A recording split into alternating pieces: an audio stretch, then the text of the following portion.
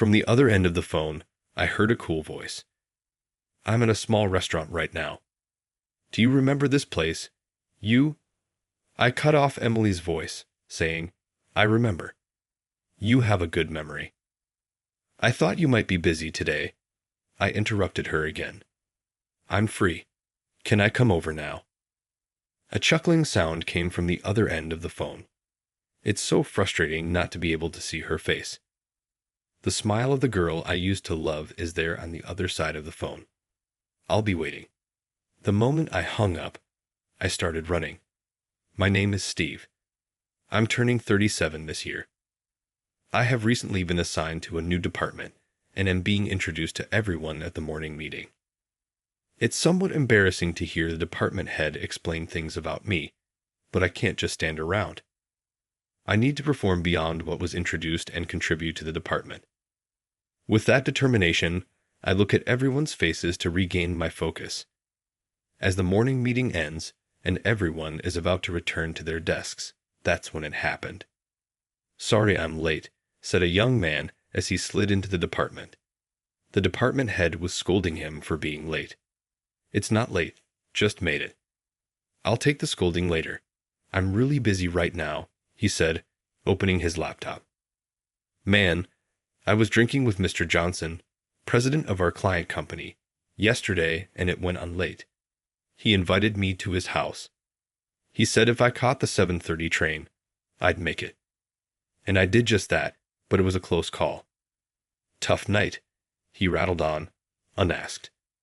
The department started buzzing. "Yes, it just happened," he responded lightly to a colleague's question. If he had stayed over at the house of the president of our client. Overnight stay at the house of the president of our client. It seems he's good at getting into people's good graces. Even I, meeting him for the first time, found myself disarmed. The department head was visibly troubled, but ignoring his twitching eyebrows, the man gestured for him to wait. "No, I'm really busy right now. There's a meeting with Company S, and I've got a lot of stuff today." Hearing about Company S made me perk up. A lot of stuff. I couldn't help but ask. The man said while looking at his laptop, "Yeah, the supervisor from the client said the materials we brought last time weren't enough. So I said I'd bring all the materials. Steve's been pushing me to wrap things up with Company S by today." The young guy glanced at the department head while speaking. He just nodded silently with a stern face. The young guy sighed. "I've explained everything thoroughly already. I wonder what's missing." To his muttering, I asked, "Can I accompany you on this negotiation?" At my words, the man looked up suddenly, despite his furrowed brows. I pressed on. "You said there's a lot of stuff, right? I'll help you carry it." My offer seemed like a godsend as his face lit up. "Really? That would be a big help," he said, then looked back down at his laptop. "I'll call you when we're leaving. Thanks a lot." Without looking at me again, he immersed himself back into his computer. The department head gave me a questioning look, as if to say, "Are you sure about this?" I nodded with a smile.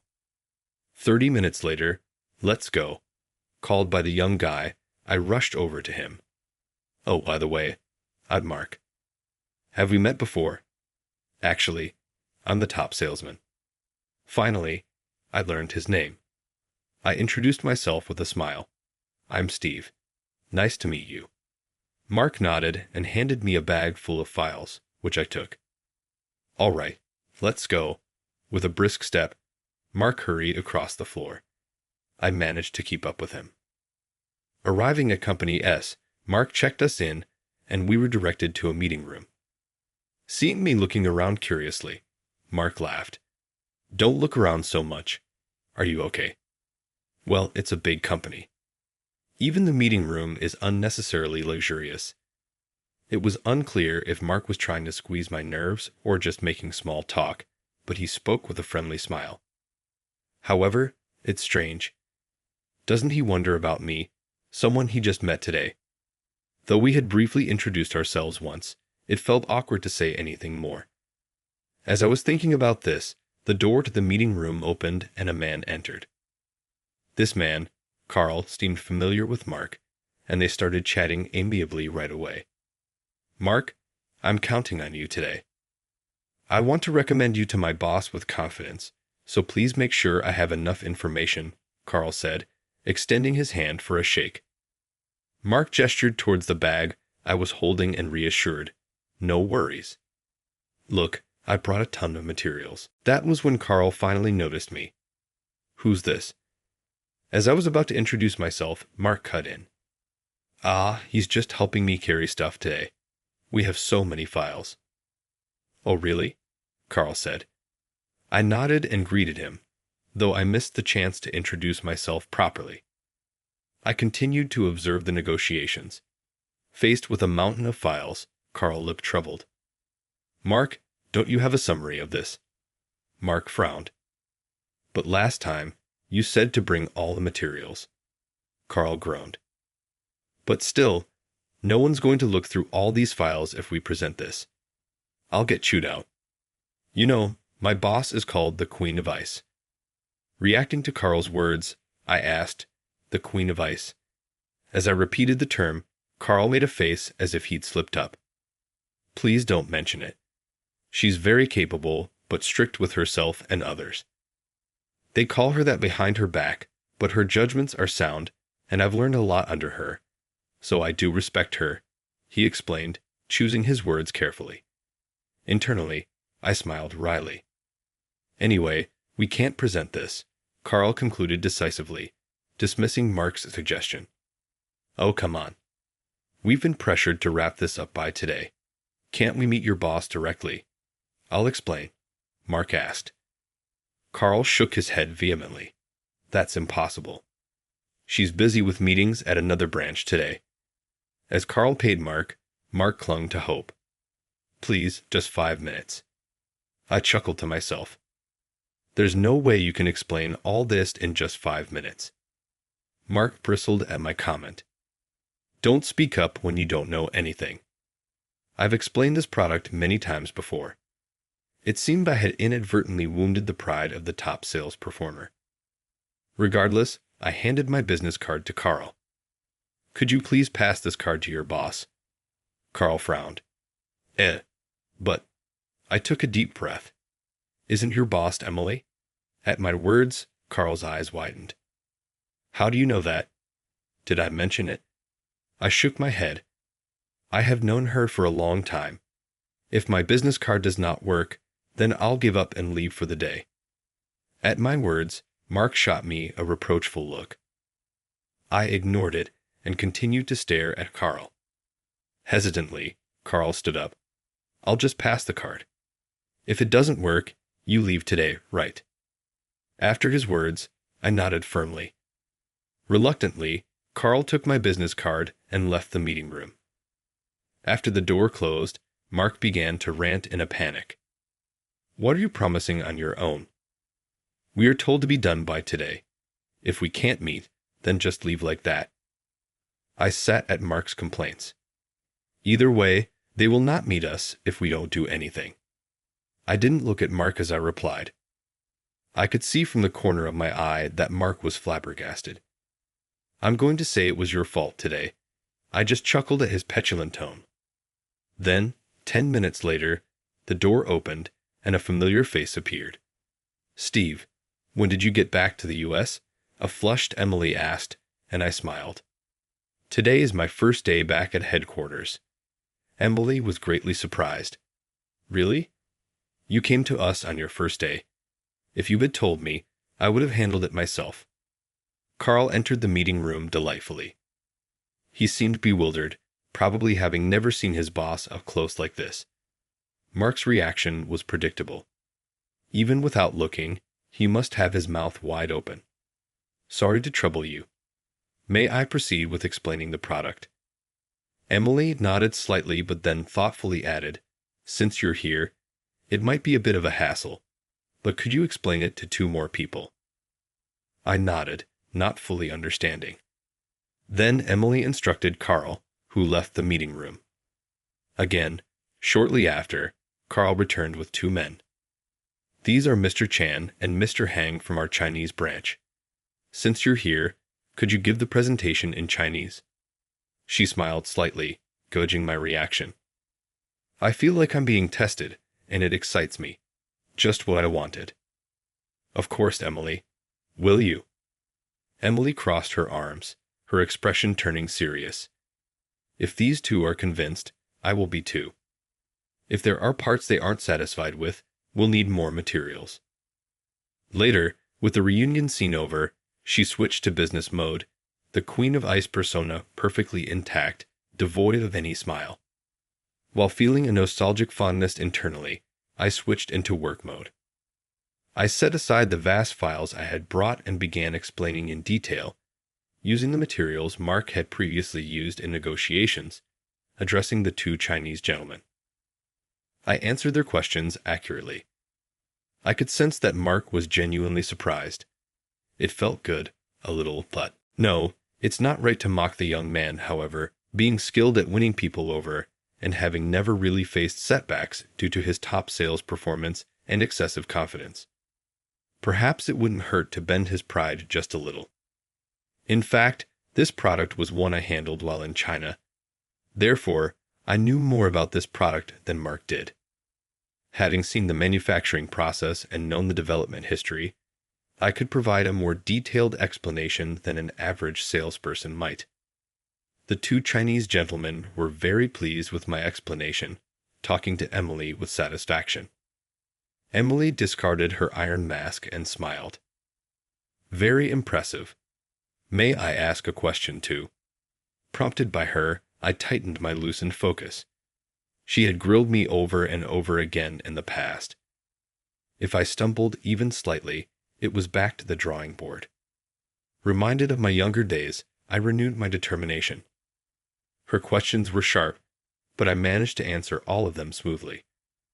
The contract was settled on the spot, and the negotiation was a great success. I'll be in touch, she said as she left, handing me a business card. On the back, an 11-digit number was hastily scribbled. As we exited, Mark started firing questions like a machine gun. Wait, what's going on? Who are you really? You're not just the new guy who volunteered to carry stuff, right? I chuckled. I'm a guy who spent 8 years honing skills at our China branch and returned today as the head of sales section 1, proficient in Chinese. At my words, Mark's eyes bulged in surprise, and he apologized deeply. I'm so sorry. I burst out laughing. You should listen when people talk, you know. Our department head tried to introduce me several times, but you never paid attention, did you? Mark shrank a bit. I'm sorry. I was busy and flustered. I looked at him seriously. You've gotten by with that attitude so far, but what if I had been a very difficult man? You'd be fired, you know. Mark paled a little. But you're really lucky I'm not at all difficult.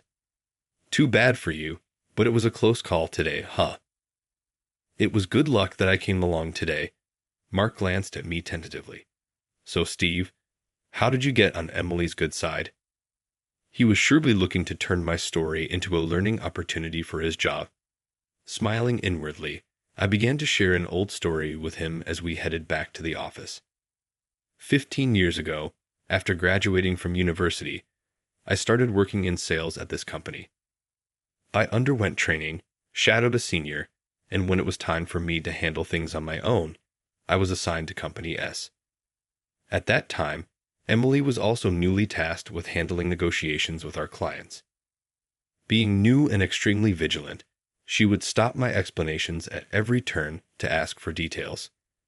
And if I hesitated in my explanations even slightly, she would order me to take the issue back and revise.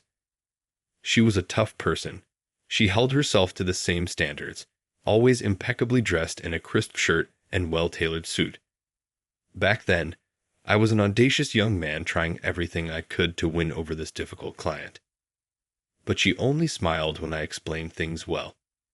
It was almost like she was a teacher, and I found it somewhat frustrating. And then, as things went on, I found myself falling for her. Her occasional smile breaking through her iron mask, That smile was incredibly beautiful. I was driven by the desire to see that smile and worked hard to suggest things she would like. Gradually, my performance improved, and then, 8 years ago, I received a transfer order. The location was China. I informed her about the change in my responsibilities, but her expression remained stoic. However, unusually for her, she who had never accepted an invitation for a drink, even for business entertaining, asked me out for a drink as a farewell party. Just the two of us. It was in a small restaurant, and we spent just an hour, no flirty conversations, just good food. Not much talk, but the food was delicious. I was impressed she knew such a good place, though it seemed irrelevant. Her last words to me were, "I hope we meet again." Those words strangely lingered in my heart. As I finished my story, omitting my romantic feelings, Mark's eyes widened in amazement. Wow, I'm not good with that kind of strictness. Redoing work if it's not perfect, that's too much for me, Mark said in a disheartened voice. You need that kind of resolve to get attention from some people. Mark grinned dramatically, and I'll leave such people to you, Steve, and I nudged him lightly. I wondered how to toughen up this guy who seemed unlikely to be defeated by a mere dent to his pride. After a tumultuous first day, as I left work, I found myself pondering over something the business card from Emily turned over. 11 digits, definitely a cell phone number, probably Emily's private number. Should I call it? Not calling might be impolite after she gave it to me. Various thoughts crossed my mind, but I decided to be honest with my desires. I wanted to see her. That reason was enough. I dialed a number with a pounding heart, and it connected even before it rang once. Just that made me incredibly happy. Hello. Her voice came through. Tentatively, right? She wouldn't know my number. Ah, it's Steve. As I spoke, Emily's tone relaxed a bit.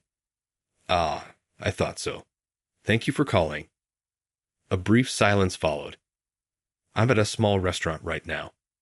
Remember this place before you went to China? Before Emily could finish, I interrupted. I remember. Good memory. I thought you might be busy today. I cut her off again. I'm free. Can I come over now? A chuckle came through the phone. It's frustrating not being able to see her expression. The smile of the woman I liked is on the other side of the phone. I'll be waiting. The moment I hung up, I started running. When I arrived at the small restaurant, panting, Emily chuckled. There was no need to rush. I wasn't going anywhere. Seeing her smile that I had missed earlier, I mentally celebrated. I sat down opposite her, my heart pounding. To celebrate your return to headquarters, let me treat you. What would you like to drink? Her left hand extending the menu was beautiful. There was no ring on her left ring finger. Her last name hasn't changed. Maybe she doesn't wear rings, or maybe she keeps her maiden name for work, or perhaps she's married but has a different last name. As I considered all the possibilities, I couldn't bring myself to ask the one question. Are you married? Married, then, she asked me. Are you married? I was taken back for a moment when the words came from Emily. Instead, it took me a moment to realize that the question I had been hesitant to ask had been posed by her. She waited for my answer for a bit, then sighed. So, you are married. Is it your policy not to wear a ring? I panicked, not expecting her to conclude her own question. I'm not married, not at all. I was also wondering whether I should ask you that, and was surprised. As I fumbled for words, her expression turned sad. Who would marry a woman called the Ice Queen behind her back? Her self-deprecating words made my heart skip a beat. I would like to if I could. Upon hearing this, she looked surprised and then laughed. You've always been such a charmer.